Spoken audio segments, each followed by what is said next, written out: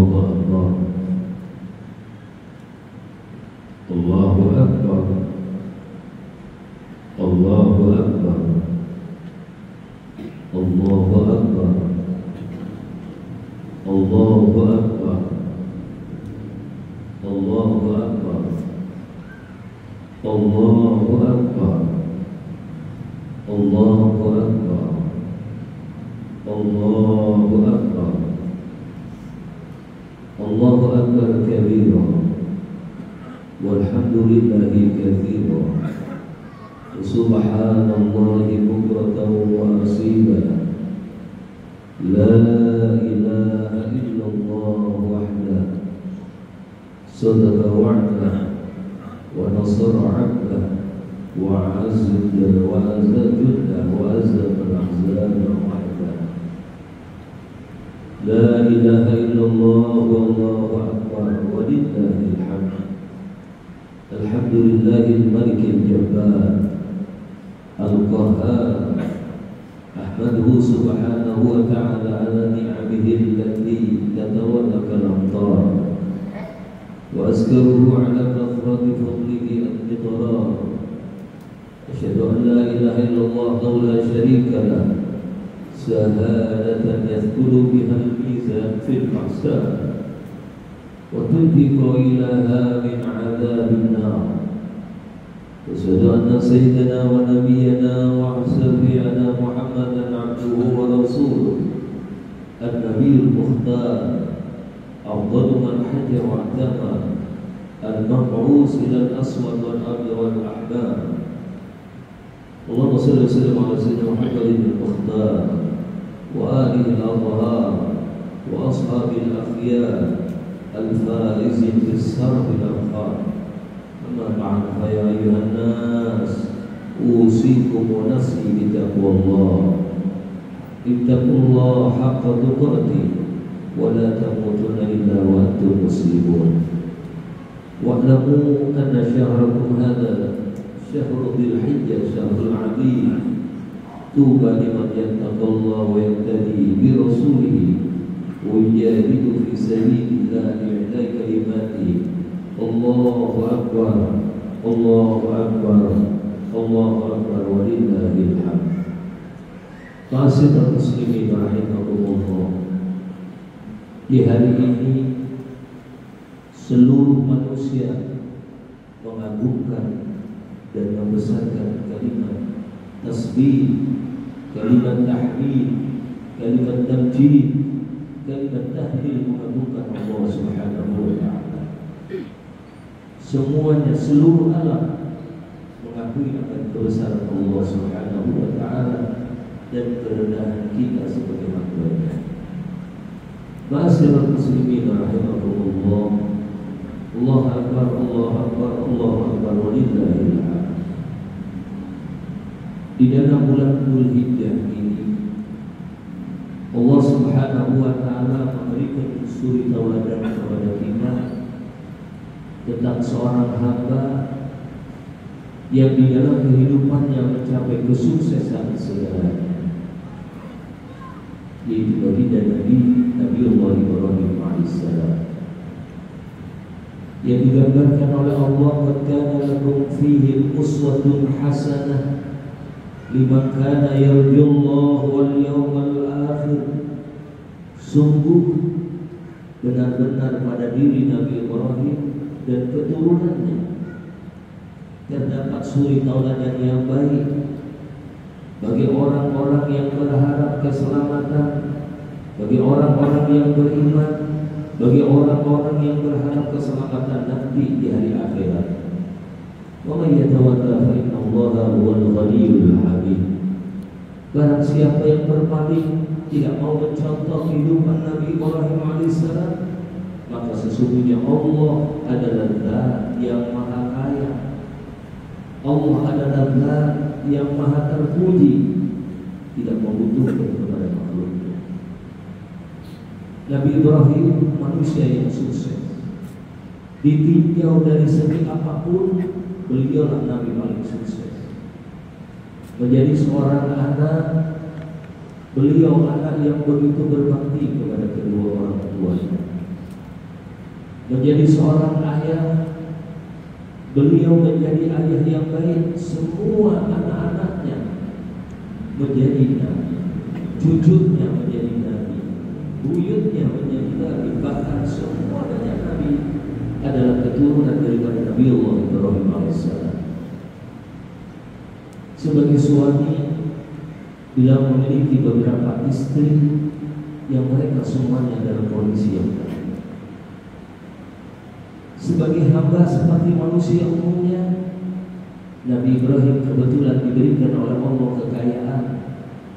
Dengan kekayaannya itu semuanya dipergunakan untuk Allah Subhanahu wa Ta'ala. Dan di dalam ujian, termasuk ujian memiliki keturunan, beliaulah hamba yang diuji oleh Allah dengan keberhasilan.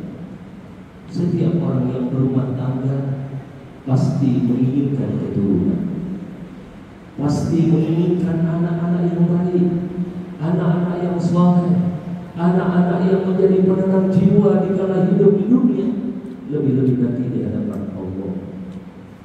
Beliau termasuk qudwah. Bagaimana ketika di dalam rumah tangga bukan setahun, bukan 10 tahun, bukan 20 tahun, bukan 30 tahun, bukan 40 tahun, beliau tidak punya keturunan, lebih daripada itu. Tetapi ketika diuji oleh Allah di dalam rumah tangganya belum memiliki keturunan, justru beliau makin mendekatkan dirinya kepada Allah. Wa qala inni dzahibun ila rabbi, kuserahkan hidupku kepada Allah. Saya Allah yang akan membimbing saya, Allah yang akan memberikan jalan kehidupan saya. Disitulah Nabi Ibrahim menengadahkan tangannya, walaupun belum punya keturunan. Dia berdoa, Rabbi habli minas salihin, ya Allah, berikan kepadaku, anugerahkan kepadaku keturunan yang saleh. Padahal anak belum ada, tapi tenaga tangannya siang dan malam, kondisi apapun, dia merendahkan dirinya kepada Allah dan yakin Allah memberikan yang terbaik, walaupun masih belum memiliki keturunan. Beliau sandarkan kekuatan imannya, pasti di balik itu ada sesuatu yang luar biasa yang akan disediakan oleh Allah. Barulah ketika umur Nabi Ibrahim 100 tahun, Allah berikan kabar gembira kepada Nabi Ibrahim. Fabasharnahu bi ghulamin halim, maka aku berikan kabar gembira kepada Ibrahim dengan keturunan yang halim. Halim adalah orang yang memiliki di atas kesabaran. Kalau orang sabar sudah dekat dengan Allah, apatah lagi orang yang halim. Sehingga digambarkan Nabi Ismail alaihissalam ketika berbicara kepada orang tuanya tidak pernah menatap wajahnya. Dia menundukkan wajahnya sebagai takdir kepada orang tuanya. Lembut, tidak pernah suaranya kasar kepada orang tuanya, senantiasa menyejukkan kata-katanya kepada orang tuanya, sebagai bentuk bahwasanya dia memang seorang halim. Allah mengujinya dengan diperintahkannya Allah untuk menyembelih Nabi Ismail. Dikala usia 14 tahun, Nabi Ismail saat itu sangat tampan-tampannya, sangat gagah-gagahnya. Dan Nabi Ibrahim saat itu mulai renta. Di usia 114 tahun, 3 hari bermimpi diperintah oleh Allah untuk menyembelih Nabi Ismail. Maka di malam Idul Adha, ketika hari Arafah, di hari Tarwiyah, hari kedua, beliau bermimpi. Saat itu Nabi Ibrahim bermimpi, benarkah ini diperintah oleh Allah untuk menyembelih putra Ismail? Maka saat itu Nabi Ibrahim merenung dalam, makanya hari itu dikatakan hari Tarwiyah.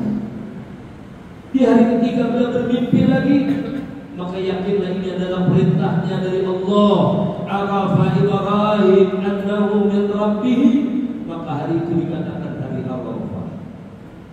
Di malam 10 Dzulhijjah, Didudukkanlah putranya Ismail alaihissalam, dipanggil dengan nida'ut tarahum, panggilan kasih sayang kepada anaknya, karena memang ditunggu berpuluh-puluh tahun dan akhlaknya memang baik bagi orang tuanya. Maka dikatakan oleh Nabi Ibrahim, ya bunayya, wahai anakku yang aku cintai, inni ara fil manam, anakku yang ku cintai, aku bermimpi beberapa malam, anni antaquka. Didudukkan Nabi Ismail di hadapan Nabi Ibrahim, kemudian dengan lembut Nabi Ibrahim berkata, aku diperintah menyembelihmu. Nabi Ibrahim seandainya tanpa berkata langsung menyembelih Nabi Ismail, maka mungkin saat itu Nabi Ibrahim tidak berdosa, karena itu perintah daripada Allah. Tapi ini Nabi Ibrahim menguji anak ini, benarkah anak ini bakti sama orang tua? Benarkah anak ini tunduk patuh kepada perintahnya Allah? Ataukah ia orang yang durhaka kepada Allah, atau durhaka kepada kedua orang tuanya, tidak mau menuruti perintah orang tuanya? Maka didudukkanlah Ismail alaihissalam di hadapan Nabi Ibrahim, dan Nabi Ibrahim berkata, inni ara fil manam, aku bermimpi beberapa malam, anni albahuka, aku diperintah oleh Allah menyembelih. Nabi Ibrahim memuji Ismail dengan perkataan Fanzur mata. Dengan peristiwa ini, pendapatmu bagaimana? Minta pendapat Nabi Ismail. Kalau dia akan menyembelihnya, fanzur mala tara, menurutmu bagaimana wahai putraku yang kucintai? Kalau anak durhaka, dia akan menjawab dengan kasar, yang pantas disembelih adalah bapak, karena bapak sudah 114 tahun dan aku masih lama untuk hidup. Dan Nabi Ismail saat itu sangat kuat-kuatnya, dan Nabi Ibrahim sangat terletak kondisinya. Tetapi apa yang dilakukan Nabi Ismail? Beliau merapatkan lututnya, menempelkan lututnya dengan lutut ayahnya, kemudian dirangkulnya ayahnya untuk menenangkan jiwanya, kemudian dibisikkan dengan kata-kata yang lembut, dengan panggilan penghormatan, dengan panggilan kasih sayang. Sedikit pun Nabi Ismail tidak membentak ayahnya yang akan menyembelihnya. Justru beliau berkata, qala ya abadi, wahai ayah yang aku cintai, wahai ayah yang aku muliakan, wahai ayah yang aku ta'dimi, if'al ma tu'mar, laksanakan ayah apa yang diperintahkan Allah. Artinya dia siap untuk meninggal, siap untuk disembelih oleh Nabi Ismail dan Nabi Ibrahim alaihissalam, dan sebagai tasliyah, hiburan untuk ayahnya supaya tahan, supaya kuat menghadapi ujian. Dia mengatakan, satajiduni insyaallah minas sabirin, insyaallah ayah akan mendapati saya dalam kondisi orang yang sabar. Apa cukup itu yang dilakukan Nabi Ismail? Ternyata tidak. Begitu esok harinya sampai di tempat penyembelihan, tiba-tiba Nabi Ismail mendekati ayahnya. Beliau mengatakan, ya abati, wahai ayahku yang aku cintai, ayahku yang kuhormati, usika bi asya. Sebelum ayah menyembelih saya, aku berwasiat ya. Yang pertama, kalau ayah menyembelih saya, ikat kuat-kuat tangan saya ya, ikat kuat-kuat kaki saya ya, kaila at-tarib, supaya aku tidak bergelejotan di kala disembelih ayah, seperti kita melihat ketika sapi digorok. Kaila udik, aku takut ketika aku bergelejotan, aku menyakiti ayah, tanganku liar, aku bisa memukul ayah, aku bisa menendang ayah tanpa sengaja. Maka aku tidak menginginkan itu ayah. Ikat kuat-kuat saya. Yang kedua, siksikan lengan ayah ketika ketika menyembelih saya. Jangan sampai ada darah saya menempel di baju ayah sehingga mengurangi pahala ayah, dan ayah akan ingat terus dengan kejadian itu karena ada bekasnya darah di baju ayah. Singkirkan dulu ayah sebelum menyembelih saya. Yang ketiga, cepatkan mudaratnya. Fa innal maut syadid. Aku tahu ayah, sesungguhnya kematian itu berat, kematian itu menyakitkan ayah. Maka tajamkan pisau. Kemudian yang keempat, aku berpesan kepada ayah, lepas semua baju saya, lipat yang rapi, berikan kepada ibu saya. Dikala ibu saya rindu kepada saya, agar baju itu menjadi tasliyah, baju itu menjadi hiburan ibu saya. Ini baju Ismail, keringatnya Ismail. Dan sampaikan kepada ibu, ayah, aku berada di tempat yang mulia, tempat yang mendapatkan keridhaan daripada Allah. Dan itu sebagai bukti ibuku berhasil memiliki keturunan yang saleh. Yang kelima, aku berpesan kepada ayah, jangan sekali-kali ayah membawa anak seumuran saya ke rumah ibu saya. Jangan sekali-kali ayah membawa anak seumuran saya ke rumah ibu saya, agar ibu saya tidak sedih ketika melihat anak itu dan terbayang dengan saya. Itulah Nabi Ismail, walaupun kondisi yang sangat-sangat berat, tetapi beliau tetap berbakti kepada orang tuanya dan tetap taat kepada Allah. Begitu melihat kebesaran dua orang ini, seluruh malaikatnya Allah bertakbir, Allahu Akbar, Allahu Akbar, Allahu Akbar. Di saat itulah Nabi Ibrahim alaihissalam mengatakan, La ilaha illallah, Allahu Akbar, tetap mengagungkan nama Allah. Nabi Ismail yang sudah terikat mendengarkan para malaikat, mendengarkan ayahnya mengucapkan kalimat tauhid dan takbir, maka beliau membaca tahmid, Allahu Akbar walillahil hamd.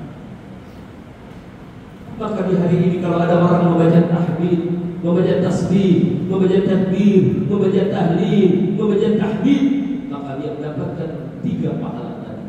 Pahalanya para malaikat, pahalanya pahalanya Nabi Ibrahim alaihissalam, dan pahalanya Nabi Ismail alaihissalam. Alangkah indahnya seandainya kita diberi keturunan oleh Allah seperti Nabi Ismail alaihissalam, dan kita bisa menjadi Nabi Ibrahim yang mungkin mencontoh kebiasaan Nabi Ibrahim, atau kita belajar menjadi seorang Nabi Ismail yang senantiasa berbuat baik kepada kedua orang tua. Maka beruntunglah orang yang di hari ini, dikala selesai sholat Idul Adha, ketika dia pulang, dia masih mendapati ayahnya, dia bisa masih mendatangi ibunya, dia merangkulnya seperti merangkulnya Nabi Ismail kepada ayahnya. Dia membisikkan kata-kata yang indah seperti yang dilakukan oleh Nabi Ismail kepada ayahnya. Seorang anak akan cepat masuk surga ketika hanya dengan orang tuanya saja, karena ridho dia hanya di tangan ridho orang tuanya. Ridho Allah fi ridho walidain, wa suhtullah fi suhtil walidain. Di sini kita bisa mengambil pelajaran bagaimana cintanya Nabi Ibrahim alaihissalam kepada Allah. Sesuatu nikmat yang ditunggu bahkan berpuluh-puluh tahun, bahkan sekali diberi oleh Allah, dia diberikan yang luar biasa, yang spesial, itu anak yang saleh. Tetapi ketika diperintahkan untuk dikorbankan untuk Allah, beliau laksanakan dengan sempurna. Makanya Nabi Ibrahim mendapatkan gelar Abul Mahabbah, Bapak hamba yang cinta kepada Allah. Beliau mendapatkan gelar Khalilur Rahman, orang yang dicintai oleh Allah. Dia mendapatkan gelar Khalilullah, hambanya Allah yang menjadi kekasih daripada Allah yang Maha Penyayang. Di hari ini kita diperintahkan berkorban. Lan tanalul birra hatta tunfiqu mimma tuhibbun. Kalian sekali-kali tidak akan mendapatkan kecintaan daripada Allah, kasih sayang Allah, keridhaan Allah, rahmatnya Allah, sampai kalian rela mengorbankan sebagian yang kalian cintai di antara harta kita. Kita diperintahkan berkorban. Bagi orang yang di hari ini tanggal 10 Dzulhijjah sampai 13 Dzulhijjah kemampuannya adalah 4 hari, maka lahu si'atun falam yudhi wala yakribanna musallana. Siapa orang yang kebetulan di 4 hari ini diberikan kelapangan rezeki oleh Allah, kemudian dia tidak mau berkorban, maka jangan mendekat kepada musalla kami. Maka lahu si'atun falam yudhi. Siapa orang yang kebetulan di hari ini diberikan kelapangan oleh Allah dan tidak mau berkorban, falyakun insya'a Yahudiyyan wa insya'a Nasraniyyan. Silakan dia mati dalam kondisi Yahudi, silakan dia mati dalam kondisi Nasrani. Artinya waliyadzubillah, takut kita mati dalam kondisi su'ul khatimah. Ini hanya diberikan kepada orang-orang yang di hari ini 4 hari ini dan ayam tasyrik, dan di situ ada kelebihan rezeki, dianjurkan dia berkorban. Semoga kita semuanya senantiasa mendapatkan keridhaan daripada Allah Subhanahu wa taala. Kita dijadikan Nabi Ibrahim yang bisa mengayomi anak-anak kita, keluarga kita, menjadi orang yang mendapatkan keridhaan daripada Allah. Kita menjadi Ismail, anak yang taat kepada Allah dan berbakti kepada kedua orang tuanya. Dan kita berharap semuanya diberikan husnul khatimah. Amin amin ya Allah ya rabbal alamin. Ya Allah wa inna faizina amin wa adkhilna wa iyyakum fi zumratil mu'minin. A'udzu billahi rajim. Bismillahirrahmanirrahim. Idza jaa nasrullahi wal fath wa ra'aita an-nasa yadkhuluna fi dinillahi afwaja. Fasabbih bihamdi rabbika wastaghfir innahu kana tawwaban rahim wa arhamur rahimin. Allahumma shalli wa sallim wa zid wa an'im wa tafaddal wa barik bi jalalika wa kamalika ala ashrafi ibadik sayyidina wa